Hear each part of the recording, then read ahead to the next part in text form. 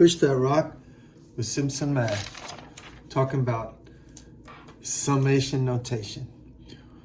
Summation is an operator that operates on sequences. So consider a sequence like, say, this one.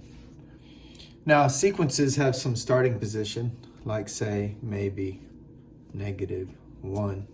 And then they have some ending position, so maybe, say, 1. And so the subscript tells you where the sequence starts, and the superscript tells us where it ends. And this big letter here is the Greek uppercase sigma, and it means add up the terms of this sequence. Now, you first have to find the terms of the sequence. And the way you find that is you put in the starting term and the next term, and then the starting input and the next input and the next input until you get to the next input. I didn't put a lot, so I don't want this video to last forever. But so we're going to start, normally we start at 1, but you can start somewhere else. So this one's starting at -1. So we're going to find the -1th term by putting in -1 into the sequence. We're going to find the 0th term by putting in -1. And we're going to find the first term by putting in, which is not the first because we started at -1, that's funny, by putting in 1, okay? So that's what we're gonna do there. And I'm making sure y'all can see all that, okay? And then this means add those up. So maybe I put in parentheses around this because we're gonna add those up.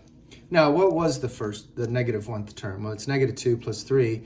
So -2 plus 3 is 1. And the 0th term was 3 because that goes away. And then the first term, which is a nice little math joke because it's actually the 3rd term, is 5.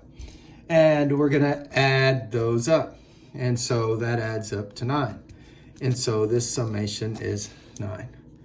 That's summation notation. Let's do more examples. Here's one where we're going to add reciprocals. So we put in 1. Well, when you put 1 right here, you have 1 over 1, that's 1. Then you put in 2, which is 1/2, and then you put in 3, and then 1/4, and then 1/5, because you put in 5, and then you keep going till you get it to a 6th. But we're adding these up. So the sequence is 1, 1/2, 1/3, 1/5, 1/4, 1/5, 1/6. But the summation is add those terms up. Now we need a common denominator to add those up. I'm gonna look across here, and clearly they all go into 30 easily, but 4, so I'll ignore the 4 from now and get a common denominator of 30. That's a 3. Let's see, that would be 10/30ths. I'm going to ignore 1/4 right now, and then this would be 6/30ths. That reduces to 1/5, and then 5/30ths.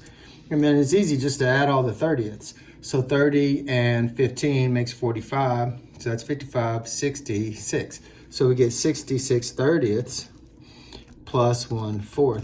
But you know, this will reduce. Clearly 6 goes into 66 11 times, and clearly 6 goes into 35 times. Well, this is 2 1/5, which is 2 2/10, right? 5 goes 11 twice, and there's 1 left over, so 2 1/5, but that's the same thing as 2 2/10 plus 0.25. And so this is going to add up to 2.45. So, or 2 45 hundredths, which you could reduce. Let's look at another example. Oh, that's interesting. We have one that starts at 1, goes 2, 3, 4, forever. All the counting numbers. But what are we getting? We see we flip it, but we also square it. So I guess you could call those the squared reciprocals. So I put in 1, I get 1 over 1 squared is 1. I put in 2, and I get 1 over 2 squared, which is a 4th. I put in the next number up is 3, 1/9. The next number up is 4, but when you square it, you get 16, so it's 1/16. And we're adding all these up, but this keeps going. So the next one would be 1 over 25, and then 1 over 36, and so forth, and so on.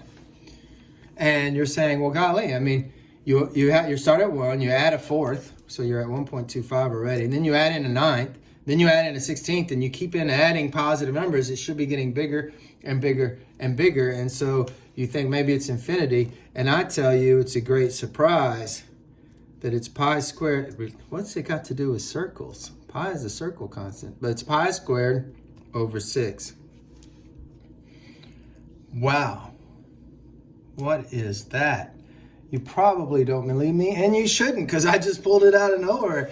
Well, this is too advanced a class for me to convince you that this infinite number of stuff, it's too early in this class. But even this is a kind of difficult problem, convincing you that this adds up to this. But I can convince you that an infinite number of terms will add up to a number.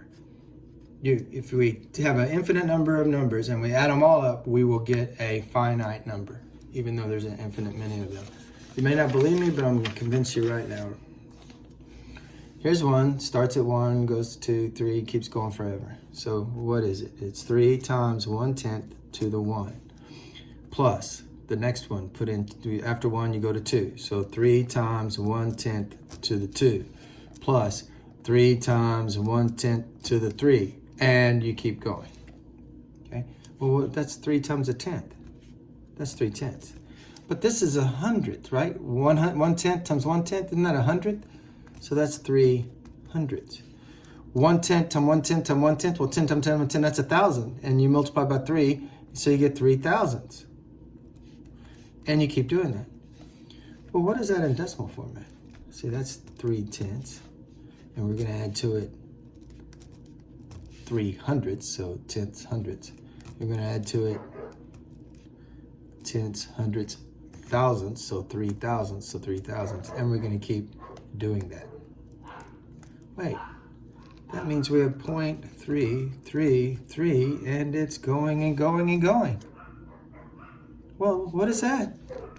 That's 0.3 repeat, which is, of course, 1/3. Math made simple. Simpson math.